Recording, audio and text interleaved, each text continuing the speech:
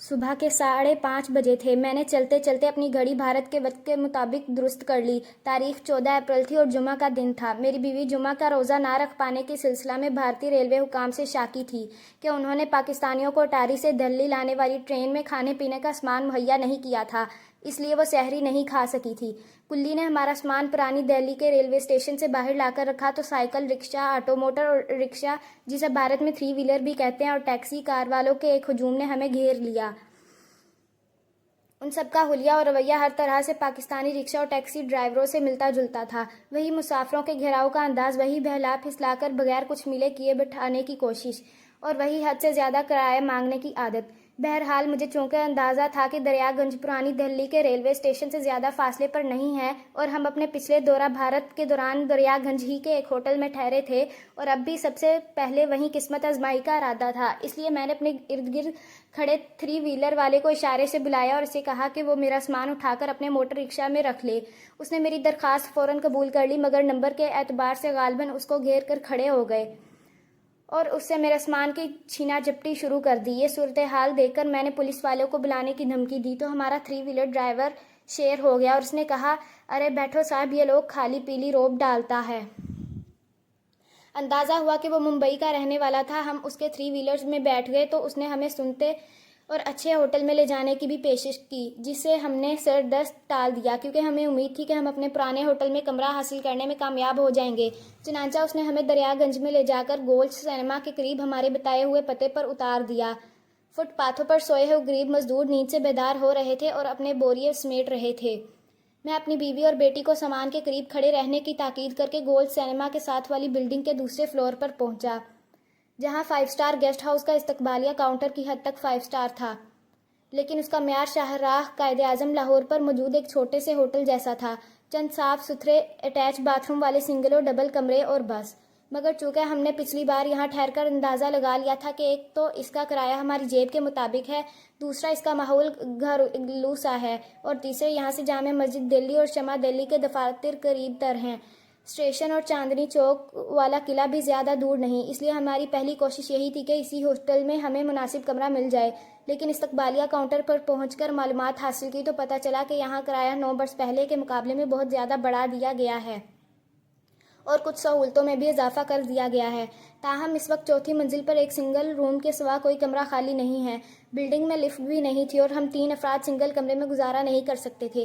حالانکہ ہوٹل والوں کی تجویز یہ تھی کہ سنگل روم بھی ڈبل بیڈ موجود ہے اور ایک ایکسٹرا بیڈ لگا کر گزارا کر لیا جائے تو وہ صرف ڈبل روم کا کرایہ چارج کریں گے۔ رات بھر کی ٹرین کے سفر کی تھکاوٹ نے بدن توڑ پھوڑ دیا تھا۔ ایک بار تو دل چاہا کہ یہ تجویز مان لوں، مگر پھر سوچا کہ کوئی اور ہوٹل دیکھ لیا جائے تو بہتر ہے۔ یہ ہوٹل یا موٹل یا رین بسیرا جو کچھ بھی تھا، ایک ایسی فیملی چلا رہی تھی جن کے اجداد نواب تھے، مگر اب رو گردش وقت کے ہاتھوں یہاں تک پہنچ چکے تھے کہ بلڈنگ کے ایک فلور میں رہائش رکھیں اور باقی فلورز میں ہوٹل چلائیں۔ میں نے اپنی بیوی اور بیٹی کے پاس آ کر ساری حقیقت بیان کی، جو سامان کے پاس ایک طرف فٹ پاتھ کھڑی تھی۔ دریا گنج کے دور رویہ سڑک پر ٹریفک آہستہ آہستہ بڑھ رہی تھی۔ اسکول جانے والے لڑکے اور لڑکیوں کی ٹولیاں ادھر سے ادھر نمودار ہو کر بس سٹینڈز پر پہنچ رہی تھیں۔ موسم ابھی خوشگوار چل رہا تھا اور صبح کی ٹھنڈک میں نمی بھی شامل تھی۔ میری بیوی نے کہا، جلدی سے کہیں بھی انتظام کر لو۔ مجھے یاد آیا کہ ایک بار میں نے اپنے ایک دوست کے ساتھ دلی آیا تھا تو پچھلی گلی میں ایک اور ہوٹل بھی ہم نے دیکھا تھا۔ میں نے اس میں بھی قسمت آزمائی، مگر وہاں بھی چوتھی منزل پر ایک بغیر باتھ روم کے کمرے کے سوا کوئی کمرہ خالی نہ تھا۔ لہٰذا میں نے فیصلہ کر لیا کہ میں دریا گنج ہی چھوڑ جاؤں گا اور پہاڑ گنج میں کمرہ تلاش کروں گا، کیونکہ اس علاقے میں بے شمار ہوٹل ہیں۔ میں نے ایک 3 ویلر والے سے پہاڑ گنج جانے کو کہا تو اس نے بھانپ لیا کہ ہمیں ہوٹل کی تلاش ہے۔ چنانچہ اس نے ہمارا سامان اٹھا کر اپنے 3 ویلر میں رکھا اور سٹارٹ کرتے ہی بولا، آپ کو ایسے ہوٹل میں لے کر چلوں گا جہاں کرایہ بھی کم ہوگا اور کمرہ بھی اچھا ملے گا۔ میں نے کہا، لیکن دیکھو، ہمیں خواہ گھمانا پھرانا نہیں، پہلے ہی کسی اچھے ہوٹل میں لے چلو، وہاں سے تو تمہیں کمیشن ملے گی ہی، میں بھی کچھ پیش کر دوں گا۔ وہ خوش ہو گیا اور ہمیں لے کر پہاڑ گنج میں ایک ایسے ہوٹل کے باہر پہنچا جو ایک تنگ سی گلی میں واقع تھا اور جس کے داخلی دروازے سے اندر جانے کو جی نہیں چاہتا تھا۔ سامان جو ہمارے ساتھ تھا اٹھا کر ہم اسے علاقے میں نہیں گھوم سکتے تھے، اس لیے مجبوراً میں نے اس رکشہ والے سے کہا کہ تم ہمیں کسی مین روڈ پر لے چلو۔ وہ ہمیں ایک مین روڈ پر لے آیا، یہاں ارد گرد ہوٹل ہی ہوٹل تھے۔ مجھے لاہور کا لاہور ہوٹل والا چوک یاد آ گیا۔ میں بہت خوش ہوا کہ اتنے ہوٹلوں میں مجھے آسانی سے اپنی پسند کا کمرہ مل جائے گا۔ چنانچہ میں نے اپنے اندازے کے مطابق اور باہر کی شان و شوکت دیکھ کر ایک ہوٹل کے باہر 3 ویلر کو روک لیا۔ گڈون لاج مجھے خوبصورت نام لگا۔ میں نے استقبالیہ کاؤنٹر پر جا کر پوچھا کمرہ خالی ہے تو میجر نے مجھے نیچے کی منزل پر 1 انچ باتھ روم والا کمرہ دکھا دیا۔ اس ہوٹل کا ماحول مجھے شریفانہ لگا، لہٰذا میں نے یہی قیام کرنے کا فیصلہ کر لیا۔ 3 ویلر والا مجھ سے کرایہ ماہ بخشش اور ہوٹل کے مینیجر سے اپنی کمیشن لے کے ہمارا سامان ہوٹل کے بیرو کے سپرد کر کے چلا گیا۔ اس وقت صبح کے 6:45 بجے تھے۔ میں نے ہوٹل کے رجسٹر میں نام، پتے اور پاسپورٹوں کے نمبر وغیرہ درج کیے اور پھر ٹھیک 7:15 بجے ہم تینوں کمرے میں خراٹے لے رہے تھے۔ مشکل سے 2 گھنٹے ہوئے ہوں گے کہ کسی نے باہر سے زور سے دروازہ کھٹکھٹایا۔ میں ہڑبڑا کر اٹھا۔ میری بیوی اور بیٹی دنیا و ما فیہا سے بے خبر سو رہی تھیں۔ میں نے دروازہ کھولا تو سامنے ماتھے پر تلک لگائے اور آف وائٹ سلک کا کرتا پاجامہ پہنے ایک نوجوان کھڑا تھا۔ میں نے کہا فرمائیے۔ نوجوان نے کہا آپ پہلے پولیس رجسٹریشن کے لیے جائیں۔ میں نے پوچھا آپ کون ہیں؟ اس نے بتایا میں اس ہوٹل کا مینیجر ہوں۔ میں نے کہا آپ کے ہاں مسافروں کے ساتھ یہ سلوک کیا جاتا ہے کہ انہیں نیند سے بیدار کر کے ایسی فضول ہدایات دی جائیں جن کی تکمیل کے لیے ابھی 24 گھنٹے کا وقت موجود ہے۔ کیا آپ کو مینیجر نے نہیں بتایا کہ ہم صبح 7 بجے آ کر سوئے ہیں اور رات ہم نے ٹرین کے سفر میں جاگتے اونگتے گزاری ہے؟ اس نے کہا وہ لڑکا جس نے آپ کو کمرہ دیا مینیجر نہیں ہے، کلرک ہے۔ مینیجر میں ہوں اور ہمارے ہوٹل کا دستور یہ ہے کہ جو بھی فارنر آئے وہ ہمارے پاس کمرہ لینے کے بعد سب سے پہلے پولیس رجسٹریشن کے لیے جائے، کیونکہ ابھی 10 بجے ہمارا فارم دفتر میں پہنچ جائے گا جس سے انہیں اطلاع مل جائے گی کہ آپ ہمارے پاس ٹھہرے ہوئے ہیں۔ وہ فوراً یہاں آئیں گے اور ہمیں بھی تنگ کریں گے اور آپ کو بھی۔ میں سمجھ گیا کہ یہاں بھی ایسی ذہنیت رکھنے والے پولیس والوں کی کمی نہیں جو سیدھے سادے لوگوں کو ڈرا دھمکا کر اپنا الو سیدھا کرنے اور رشوت بٹورنے کے چکر میں رہتے ہیں، اور چھوٹے موٹے ہوٹلوں کے مینیجر ان سے یہاں بھی گھبرا جاتے ہیں۔ چنانچہ میں نے کہا وہ لوگ تو جب آ کر مجھے بلا وجہ تنگ کریں گے تو میں اس سے نمٹ لوں گا۔ پہلے تو آپ بتائیے کہ آپ مجھے کیوں تنگ کر رہے ہیں؟ بھائی یہ میری ذمہ داری ہے کہ میں اپنے پاسپورٹ پر لکھی ہوئی ہدایات کے مطابق قانونی تقاضے بروقت پورے کروں۔ آپ نے بلا وجہ کچی نیند سے جگانے کی زحمت کیوں کی؟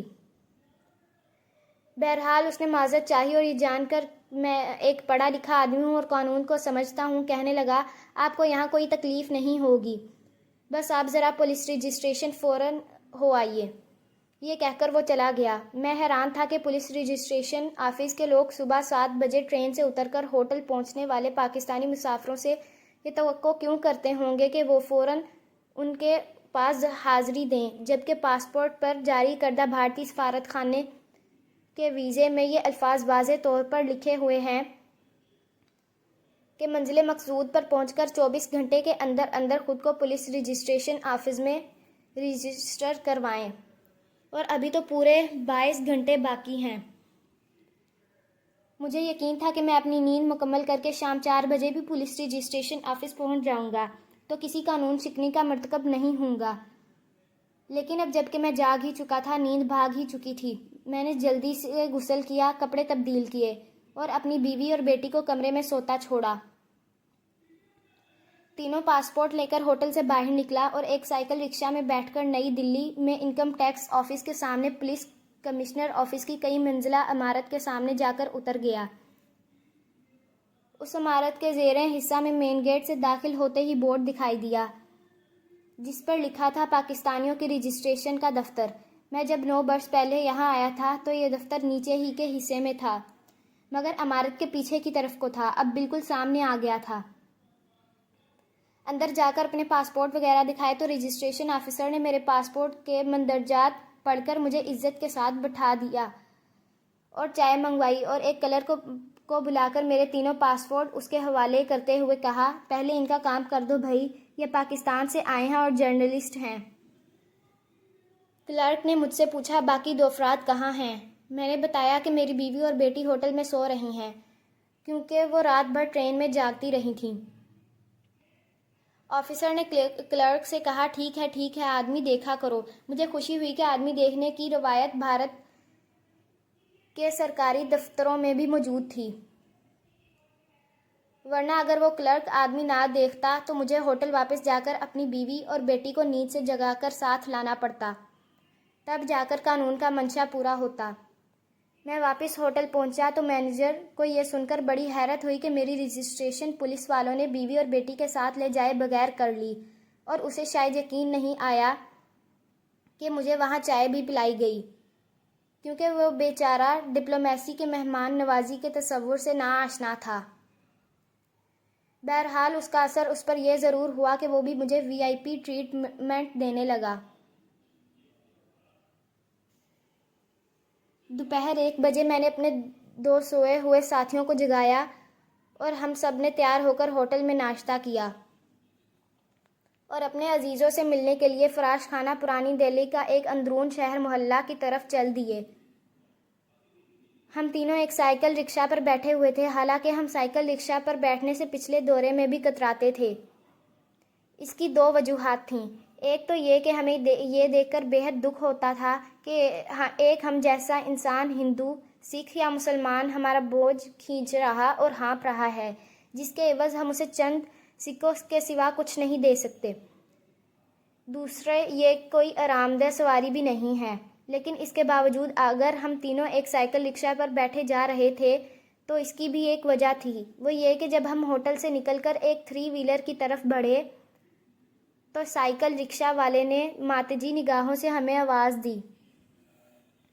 میں نے اسے سمجھایا کہ ہم 3 سواریاں ہیں، تم کیسے لے جاؤ گے؟ تو وہ پتلا دبلا، کمزور اور مریل سا انسان، جو شاید اندر سے اپنے لواحقین کے لیے فولاد کا بنا ہوا تھا، پھیکی سی ہنسی ہنسا اور کہنے لگا، تم فکر کاہے کرتے ہو بابو جی؟ کرایہ پوچھا تو تقریباً 4 میل کے بھیڑ بھڑکے والی سڑکوں اور پرانے شہر کی گنجان گلیوں سے گزر کر 3 سواریوں کو منزل مقصود تک پہنچانے کے عوض اس نے صرف 4 روپے طلب کیے۔ میری بیٹی نے رحم آلود نگاہوں سے میری طرف دیکھا اور کہنے لگی، چلو ابو اس کے ساتھ چلتے ہیں۔ ہم ایک دوسرے میں دھنس کر سائیکل رکشہ میں بیٹھ گئے۔ وہ پتلا دبلا سا شخص ہمیں گھسیٹ کر ایک ایسے بڑے پل تک لے آیا جو نئی دلی ریلوے اسٹیشن کے اوپر سے گزرتا ہوا پہاڑ گنج کی حد عبور کر کے کملا مارکیٹ اور آصف علی روڈ کے چوک میں ختم ہوتا تھا۔ اس پل کی نصف چڑھائی سائیکل رکشہ والے نے رکشہ چلا کر چڑھی۔ اس کے بعد وہ رکشہ سے اتر کر اسے خود پیدل چلتے ہوئے بیل کی طرح گھٹنے لگا۔ ہم لوگ رکشہ سے اتر گئے، حالانکہ اس کا اصرار تھا کہ ہم بیٹھے رہیں، اور پھر چڑھائی ختم ہو گئی اور پل کی ڈھلان شروع ہوئی تو اس نے ہمیں اصرار کر کے بٹھا لیا۔ ہم بجھے ہوئے دل کے ساتھ پھر سے سائیکل رکشہ پر بیٹھ گئے۔ ویسے دل یہی چاہ رہا تھا کہ اسے کرایہ دے کر کوئی 3 ویلر لے لیں، مگر وہ جلدی نہیں مل سکتا تھا۔ ہم نے فراش خانہ کے چوک میں پہنچ کر اسے طے شدہ کرایہ سے کچھ زیادہ دے دیا۔ اس نے حیرت اور خوشی کے ساتھ ہماری طرف دیکھا اور ہم ظہیر ناصر کے گھر کی طرف چل پڑے، جو میرا عزیز دوست ہے۔ جمعہ کا روز تھا۔ اب ہم ایک ایسے علاقے سے گزر رہے تھے جس میں بیشتر آبادی مسلمانوں کی ہے۔ روزہ دار سفید کرتے پاجامے اور سفید ٹوپیاں پہنے جامع مسجد کی طرف جا رہے تھے، جو اس علاقے سے بے حد قریب تھی، اور ہم سفر میں روزے سے بریت کی گنجائش کا پورا فائدہ اٹھا رہے تھے۔ ہمیں ظہیر ناصر سے ملنے کے بعد ان کو ساتھ لے کر اپنے محترم دوست اور ریس دلوی مدیر شمع سے ملنے بھی جانا تھا۔ ظہیر ناصر بھی چونکہ شمع کے لیے لکھتے ہیں اور باقی اوقات میں اپنے والد کا فن داندان سازی بطور خدمت خلق اپنائے ہوئے ہیں، اس لیے 9 برس بعد بھی ان کا گھر تلاش کرنے میں ہمیں ذرا تکلیف نہ ہوئی، کیونکہ ہم نے دندان سازی کے حوالے سے ایک دکاندار سے پوچھا تو اس نے درست گلی بتا دی جو قریب ہی تھی۔ میں نے اپنی بیوی سے کہا، اس علاقے میں لوگ ظہیر ناصر کو شمع کے صحافی کے حوالے سے کم اور دندان ساز کے حوالے سے زیادہ اچھی طرح جانتے ہیں۔ یہ وہی ظہیر ناصر ہیں جو ماہنامہ شمع دلی میں موسیقار نوشاد کی قسط وار سوانح حیات لکھتے رہتے ہیں، اور اس کے علاوہ بمبئی کی فلمی دنیا، بمبئی کے دوروں کا احوال بھی۔ ہم ظہیر کے گھر پہنچے تو بھائی انور اور بہن شہناز تو مل گئیں، مگر ظہیر ناصر نہ مل سکے۔ معلوم ہوا کہ وہ قریب ہی زیر تعمیر ایک مسجد کی نگرانی کرنے گئے ہوئے ہیں، لیکن ابھی بچے کو بھیج کر انہیں وہاں سے بلا لیا جائے گا۔ چنانچہ بچہ انہیں بلانے کے لیے روانہ کر دیا گیا اور ہم شہناز بہن اور انور بھابھی ظہیر ناصر کی بیگم کے ساتھ 9 برس بعد آنے کی وجوہات بیان کرنے اور خط نہ لکھنے کے گلے شکوے سننے بیٹھ گئے۔